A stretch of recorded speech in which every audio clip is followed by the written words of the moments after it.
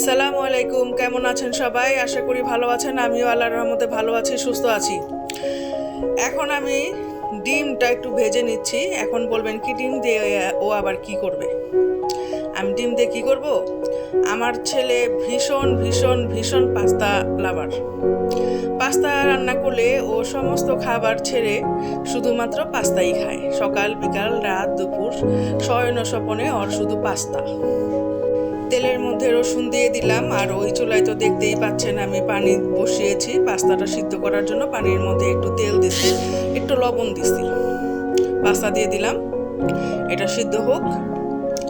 এই পাস্তাটা আমি যেভাবে বানাই এটা খুবই অল্প সময়ে হয়ে যায়, কোনো রকম ঝামেলা ছাড়াই। পেঁয়াজ দিলাম, পেঁয়াজটা ভেজে নিচ্ছি।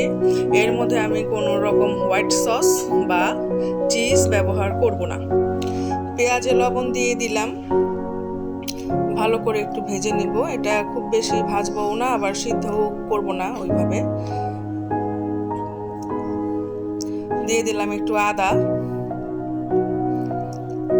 আদাটা ভাজা হয়ে এলে এর মধ্যে আমি কিউব করে রাখা কিছু মুরগির মাংস দিব। মুরগির মাংসটা একটু ভেজে নিব। মরিচের গুঁড়া দিয়ে দিলাম,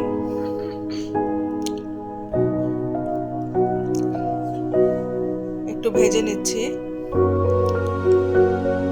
সয়া সস দিয়ে দিলাম।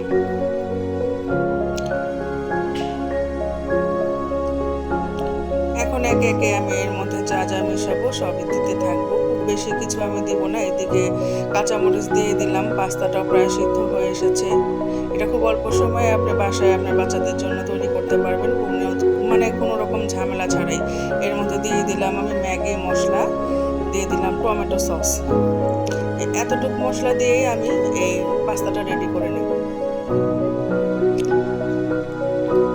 দেখেন আমি সিদ্ধ করা পাস্তা সুন্দরভাবে এর মধ্যে দিয়ে নিলাম কড়াইতে।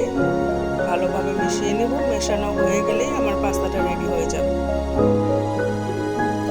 এরপর আমি মিশিয়ে দেব যে আগে থেকে আমি ভেজে রেখেছি ডিমগুলো, সেই ডিমগুলো।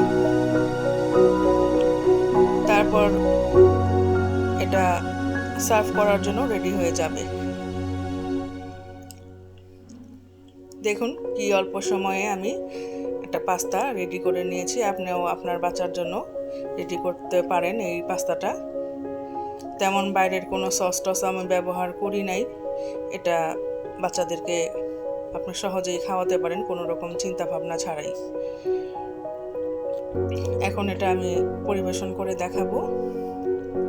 আমার ভিডিওটা ভালো লাগলে লাইক করে দিবেন, সাবস্ক্রাইব করে নেবেন, কমেন্ট করে জানাবেন কেমন হলো। দেখুন আমার ছেলে খাচ্ছে। আমার ছেলের নাম ফারাজ। ও খুব ভালোভাবে ফোক দিয়ে পাস্তা খেতে পারে। এখন এই যে পাস্তা খাবে, একটু পর পর খাবে। অলরেডি 2 প্লেট খেয়ে ফেলেছে। রাতে আর ভাতইও খাবে না।